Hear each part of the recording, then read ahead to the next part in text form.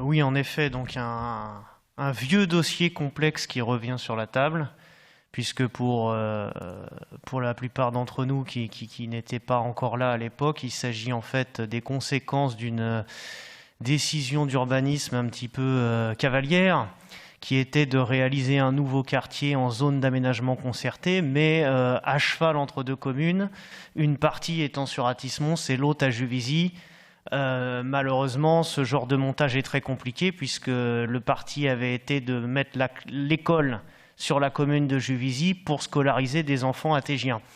Et ce qui était un vœu pieux sur le papier d'ouverture, finalement, a été assez compliqué à gérer par la suite. C'est plutôt d'ailleurs finalement une mauvaise idée ce qui a été fait, puisqu'on se rend bien compte que c'est quand même compliqué de gérer ensuite le fonctionnement courant, et que généralement on est quand même mieux chacun chez soi sur ce type de sujet où la commune est quand même compétente normalement pour les écoles.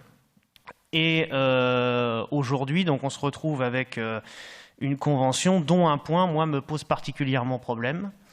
Il s'agit donc du point qui concerne les repas et l'étude surveillée des enfants athégiens. Donc vous venez de l'annoncer, il y en a 50 aujourd'hui, 81 demain et 165 au final, lorsque tous les logements seront occupés.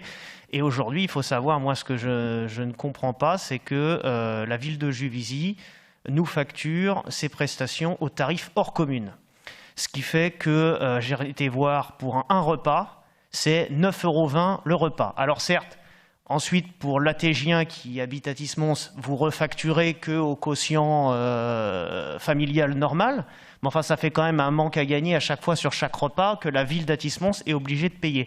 Et je tiens à dire que pour avoir été là à l'époque, ces classes-là, effectivement, nous appartiennent dans la mesure où la réalisation de ces classes et de cette école a été financée par la charge foncière de la zone d'aménagement concerté qui se situe sur Athis, à hauteur, si je me souviens bien, de 3 500 000 €. Donc il faut savoir que du côté Athis, il y a eu une participation de 3,5 millions pour réaliser cette école. Et donc, je trouve qu'il serait bon pour l'intérêt des athégiens de renégocier vraiment cette convention, puisque aujourd'hui, on a, à chaque fois qu'un petit enfant athégien va prendre un repas à la cantine, une facture de 9,20 € qui sera adressée à la ville d'Athis-Mons. Or, cela me semble absolument anormal.